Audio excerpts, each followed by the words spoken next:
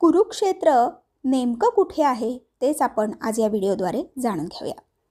तर मंडळी, तुम्ही कधी थांबून स्वतःला विचारलंत का, कुरुक्षेत्र नेमकं कुठे आहे?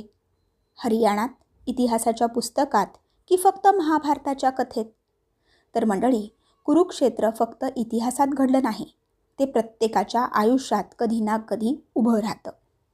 एक प्रश्न अजून, त्याचं नाव कुरुक्षेत्र का पडलं? तर मंडळी, कुरु म्हणजे कर्ण, कृती, कर्म. कुरु म्हणजे थांबू नकोस, काहीतरी कर, टेक ॲक्शन. क्षेत्र म्हणजे जागा, मैदान, ठिकाण, फील्ड. थोडक्यात कुरुक्षेत्र म्हणजे कर्माचं क्षेत्र. जिथे कृती घडते ते क्षेत्र. पण इथे अजून एक सूक्ष्म गोष्ट आहे.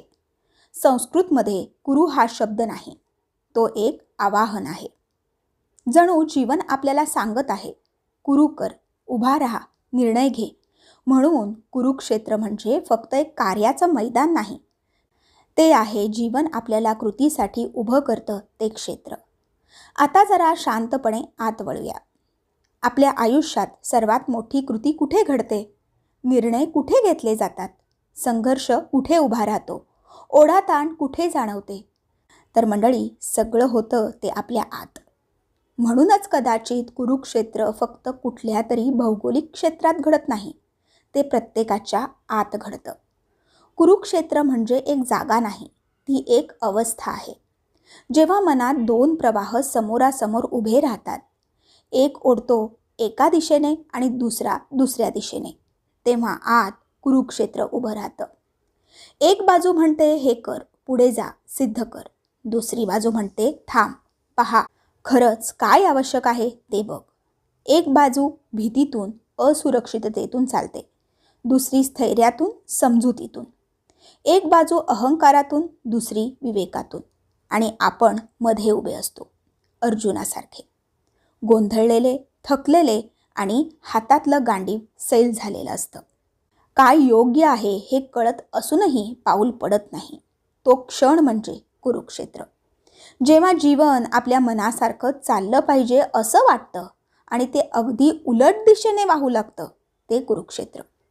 जेव्हा कर्ण मान्यता शोधतो, दुर्योधन हट्ट धरतो आणि अर्जुन प्रश्न विचारतो, ते आहे कुरुक्षेत्र. पण इथेच एक अत्यंत सुंदर संकेत आहे. भगवद्गीतेचा पहिला श्लोक असा सुरू होतो, धर्मक्षेत्रे कुरुक्षेत्रे. लक्ष द्या, फक्त कुरुक्षेत्रे असं म्हटलं नाही, पहिल्यांदा म्हटलं आहे धर्मक्षेत्रे. म्हणजे धर्मक्षेत्रे कुरुक्षेत्रे हे दोन शब्द एकत्र आले आहेत. याचा अर्थ काय? तर मंडळी, जी जागा कर्माचं क्षेत्र आहे, ती जागा धर्माचं देखील क्षेत्र आहे. म्हणजेच जिथे संघर्ष उभा राहतो, जिथे निर्णय घ्यावे लागतात, जिथे आपण आतून हलतो, तीच जागा आपल्या सत्याला जागं करण्याची जागा बनू शकते. म्हणून कुरुक्षेत्र फक्त युद्धभूमी नाही, ती आहे गीतेचं जन्मस्थान. जीवनातील सर्वात खोल समज नेहमी संघर्षाच्या मध्यभागी उगवतो. जेव्हा आपण पूर्णपणे गोंधळतो, जेव्हा जुने आधार तुटतात, जेव्हा निर्णय कठीण होतात, तेव्हाच आतला मार्गदर्शक कृष्ण बोलू लागतो, किंबहुना तो जागा होतो. जीवन आधी आपल्याला कुरुक्षेत्रात उभं करतं. जर आपण तिथे प्रामाणिकपणे उभे राहिलो, तर तेच कुरुक्षेत्र हळूहळू धर्मक्षेत्र बनतं. आणि कदाचित जीवनातला प्रत्येक मोठा संघर्ष हा फक्त एक प्रश्न विचारत असतो, तू लढणार आहेस की फक्त पाहणार आहेस? म्हणून स्वतःला आता एक साधा प्रश्न विचारा, आज तुमचं कुरुक्षेत्र नेमकं कुठं उभं आहे?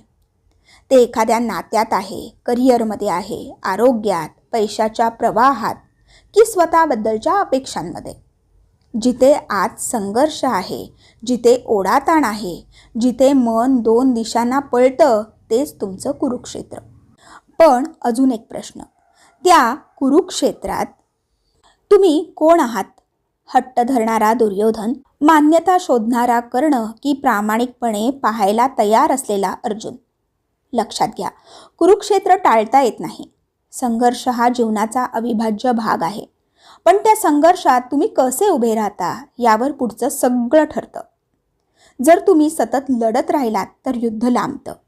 जर तुम्ही थांबून पाहिलं तर समज उगवते, गीतेच्या स्वरूपात.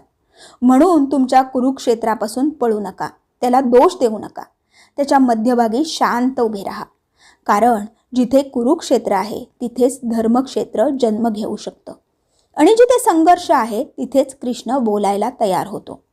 आणि तुमच्या आयुष्याची गीता कदाचित आत्ताच शांतपणे सुरू होऊ शकेल. हे लक्षात घ्या. धन्यवाद. श्री स्वामी समर्थ.